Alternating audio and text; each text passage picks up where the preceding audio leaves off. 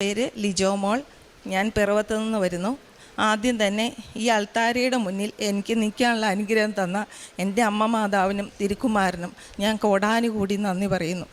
ഞാൻ ഉടമ്പടി എടുത്തത് 2023 ജൂൺ 26 തീയതിയാണ്. ഞാൻ ഉടമ്പടി എടുക്കാനുള്ള കാരണം, ഞാനൊരു നേഴ്സാണ്. എനിക്ക് പുറത്ത് പോയി ജോലി എടുക്കാൻ പുറത്ത് പോകാൻ പറ്റിയിട്ടില്ല. അപ്പോൾ വീട്ടിൽ ഒത്തിരി സാമ്പത്തിക ബുദ്ധിമുട്ടുകൾ വന്നു.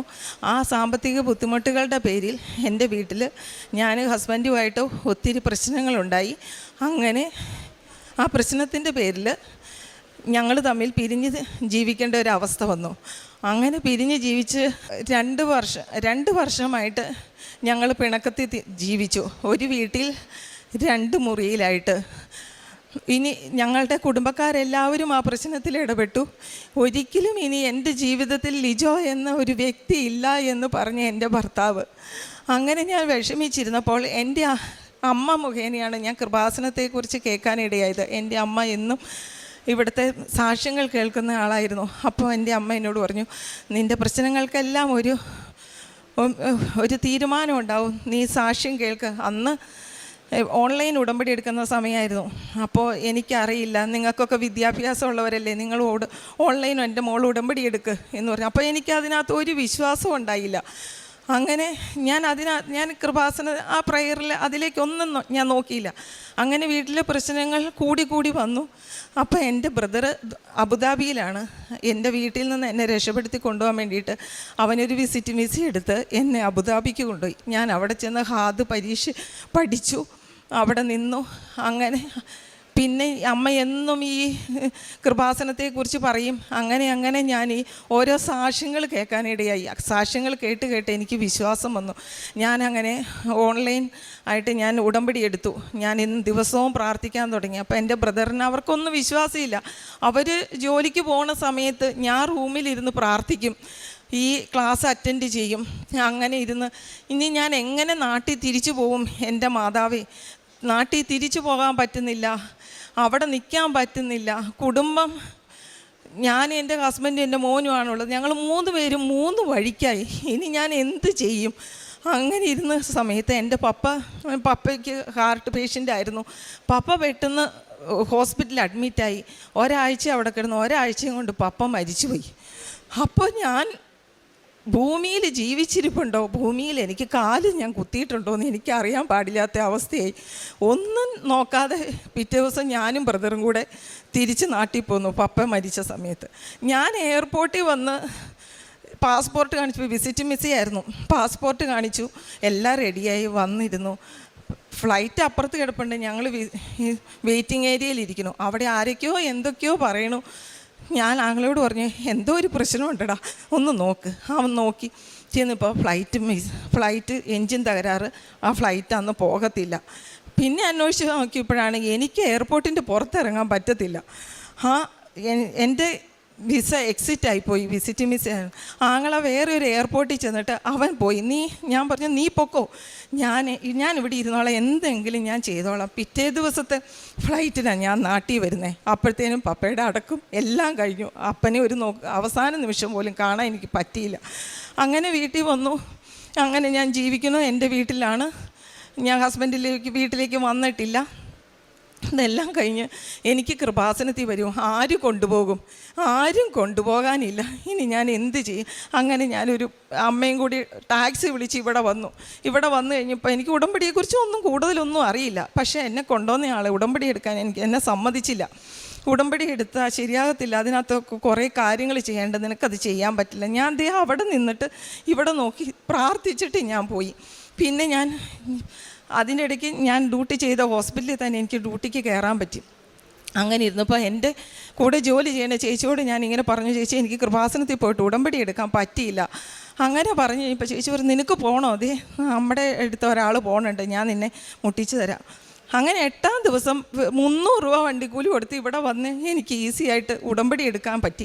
ഉടമ്പടി എടുത്ത് ഞാൻ അന്ന് വീട്ടിൽ ചെന്ന് കഴിഞ്ഞപ്പോൾ എൻ്റെ മനസ്സിൽ മുഴുവൻ ആരോ ഇരുന്ന് പറയണു, നീ ഒരു ലെറ്റർ എഴുത്. ഞാൻ വിചാരിച്ചു എനിക്ക് തോന്നിയതായിരിക്കും, വേണ്ട. പിന്നെ നീ ലെറ്റർ എഴുത്. ഞാൻ ആ ലെറ്റർ എഴുതിയത് അതൊരു ആത്മഹത്യക്കുറിപ്പായിരുന്നു. ആ ആത്മഹത്യക്കുറിപ്പ് ഞാൻ ഹസ്ബൻഡിൻ്റെ റൂമിൽ എനിക്ക് കയറാൻ പറ്റത്തില്ല, ഞാൻ ആ മേശപ്പുറത്ത് കൊണ്ടുവച്ചു. ആ മേശപ്പുറത്ത് കൊണ്ടുവച്ച് ഹസ്ബൻഡ് വന്നു റൂമിൽ കയറിയപ്പോൾ ആ ലെറ്റർ എടുത്ത് വായിച്ചു. അന്ന് എന്നെ വിളിച്ചു. എനിക്ക് അന്ന് പറയാനുള്ളത്, എൻ്റെ മനസ്സിലുള്ള സങ്കടങ്ങളെല്ലാം ഞാൻ പറയാൻ എൻ്റെ മാതാവ് എനിക്ക് അന്ന് അവസരം തന്നു. അങ്ങനെ പറഞ്ഞു. ഈ കുടുംബാംഗങ്ങളെല്ലാം ഇടപെട്ടിട്ട് ആ മനുഷ്യൻ എന്നെ വേണ്ടാന്ന് പറഞ്ഞയാൾ അന്നത്തെ ദിവസം മുതൽ ലിജോ മോളെ എന്നെ വിളിക്കാൻ തുടങ്ങി. എന്നെ ചേർത്ത് പിടിച്ചു, എൻ്റെ മോനെ ചേർത്ത് പിടിച്ചു. എൻ്റെ കുടുംബം എനിക്ക് തിരിച്ചു തന്നു ഈ അമ്മ മാതാവ്. അന്ന് മുതൽ ഇന്ന് വരെ സന്തോഷകരമായിട്ട് ആ കുടുംബ ജീവിതത്തോടുകൂടി ഞാൻ മുമ്പോട്ട് പോകുന്നു. അതുപോലെ 2021 ഞാൻ UKVA പാസ്സായി പുറത്തേക്ക് പോകാൻ വേണ്ടിയിരുന്നു. അവസാന നിമിഷത്തിലൊരു ഇറാഖിൽ പണ്ട് ഞാൻ പോയിട്ടുണ്ടായിരുന്നു. ആ PCC എനിക്ക് കിട്ടിയില്ല. ആ PCCയുടെ ഒറ്റ പേപ്പർ കൊണ്ട് എനിക്ക് പോകാൻ പറ്റിയില്ല. അത് അമ്മ മാതാവ് എനിക്ക് ഒരാളെ പരിചയപ്പെടുത്തി തന്നു. അങ്ങനെ ഡൽഹിയിൽ ഒരു ഭാഷ പോലും അറിയാൻ പാടില്ലാത്ത എനിക്ക് ഡൽഹി എംബസി ചെന്നു. ആ എംബസിയിൽ നിന്ന് എനിക്ക് പേപ്പറുകൾ ശരിയായി. ഇറാഖിൽ ഒരു വക്കീലിൻ്റെ നമ്പർ തന്നു. അത് ഏത് ഭാഷയിലൊക്കെയാണ് സംസാരിച്ചതെന്ന് പോലും എനിക്കറിയത്തില്ല. എന്താണ് എനിക്ക് ഇറാഖിൽ നിന്ന് എനിക്ക് ആ PCC, എനിക്ക് ഒറിജിനൽ PCC എൻ്റെ കയ്യിൽ കിട്ടി. എൻ്റെ അമ്മ മാതാവ് എനിക്കത് മേടിച്ച് തന്നു. പിന്നെ ഞാൻ വർക്ക് ചെയ്യണ ഹോസ്പിറ്റലിൽ 10-15 വർഷമായിട്ട് ഞാൻ വർക്ക് ചെയ്യണം. എന്നേക്കാളും ഒരുപാട് സീനിയേഴ്സ് അവിടെയുണ്ട്. എനിക്ക് വേണ്ടിയിട്ട് എന്ന് പറഞ്ഞ പോലെ അവിടെ ഒരു ഗ്യാസ്ട്രോ ഡിപ്പാർട്ട്മെൻറ്റ് വന്നു. ബാക്കി എൻ്റെ ഉള്ള എല്ലാ സീനിയേഴ്സിന് ഒരു ദിവസം നൈറ്റ് കഴിഞ്ഞ് ഞാൻ കിടന്നുറങ്ങിയപ്പോൾ എന്നെ വിളിച്ചിട്ട് പറഞ്ഞു, നീയാണ് ഗ്യാസ്ട്രോയുടെ ഇൻചാർജ്. എനിക്കൊന്നും അറിയില്ല എന്ന് പറഞ്ഞു. പക്ഷെ നീയാണ് ഇൻചാർജ് എന്ന് പറഞ്ഞു. എന്നെ അവിടെ ഇൻചാർജാക്കി. എന്നേക്കാൾ സീനിയേഴ്സ് ഉണ്ടെങ്കിലും ഇന്ന് ആ ഹോസ്പിറ്റലിൽ എനിക്ക് നൈറ്റ് ഡ്യൂട്ടി ഇല്ലാതെ സുഖകരമായിട്ട് ഒരു ടെൻഷനും ഇല്ലാതെ ഞാൻ അവിടെ ഡ്യൂട്ടി ചെയ്യുന്നു. അതുപോലെ ഒരുപാട് അനുഗ്രഹങ്ങൾ എൻ്റെ ജീവിതത്തിൽ എൻ്റെ അമ്മ മാതാവ് എനിക്ക് നേടിത്തന്നു. പിന്നെ എൻ്റെ ആത്മീയ ജീവിതത്തിൽ പണ്ടൊക്കെ ഞാൻ ഒന്ന് പറഞ്ഞ് രണ്ടാമത്തേന് എനിക്ക് ദേഷ്യം വരുന്ന ഒരു വ്യക്തിയായിരുന്നു. അതിൽ നിന്നൊക്കെ ഒരുപാട് എളിമപ്പെടാനുള്ള ഒരു അനുഗ്രഹം എൻ്റെ മാതാവ് ഈശോ മുഖാന്തരം എനിക്ക് നടത്തി തന്നു. പിന്നെ ഞാൻ ഗ്യാസ്ട്രോയിൽ വരുന്ന എൻഡോസ്കോപ്പി, കൊളോണോസ്കോപ്പിയൊക്കെ ചെയ്യാൻ വരുന്ന ഓരോ പേഷ്യൻറ്റിനും ചിലപ്പം ക്യാൻസർ ആണെന്നുള്ള CT റിപ്പോർട്ടിൽ വന്നു കഴിയുമ്പം ഞാൻ അവരുടെ തലയിൽ കൈവച്ച് പ്രാർത്ഥിക്കുക. അമ്മ മാതാവിനോട് പ്രാർത്ഥിച്ചു, ഒരു കുഴപ്പവും കാണുന്നില്ല, വരില്ല എന്ന് പറയും. പക്ഷേ ആ റിപ്പോർട്ട് വരുമ്പോൾ ചിലപ്പോൾ CTയിൽ ക്യാൻസർ ആണെന്ന് പറയണ ഓരോ കേസുകളും ഈ കൊളോണോസ്കോപ്പി ചെയ്യുമ്പോൾ ഒരു പ്രശ്നവും ഇല്ല എന്നും പറഞ്ഞിട്ടുള്ള റിപ്പോർട്ട് വരും. അപ്പോൾ ആ പേഷ്യൻസ് എന്നോട് പറഞ്ഞ സിസ്റ്റർ പറഞ്ഞതുപോലെ തന്നെ സംഭവിച്ചു, ഒരു പ്രശ്നവും ഞങ്ങൾക്കില്ല കേട്ടോ എന്ന് പറയണം. പിന്നെ ഞാൻ ഈ ഓണത്തിന് ഡയാലിസിസ് ഞങ്ങളുടെ ഹോസ്പിറ്റലുണ്ട്. അവിടെ ചെന്ന് ഓണത്തിൻ്റെ തലേ ദിവസം ഡയാലിസിസ് വരുന്ന ഓരോ പേഷ്യൻസിനും ഞാൻ ഓണക്കോടി മേടിച്ചിട്ട് ഓരോ കവറിലാക്കി ഞാൻ അവർക്ക് കൊണ്ടു കൊടുത്തു. അവർ തന്നെ അന്തം വിട്ടുപോയി, സിസ്റ്റർ ആരാ, ഞങ്ങൾ ഇന്ന് വരെ ജീവിതത്തിൽ കണ്ടിട്ടില്ലല്ലോ.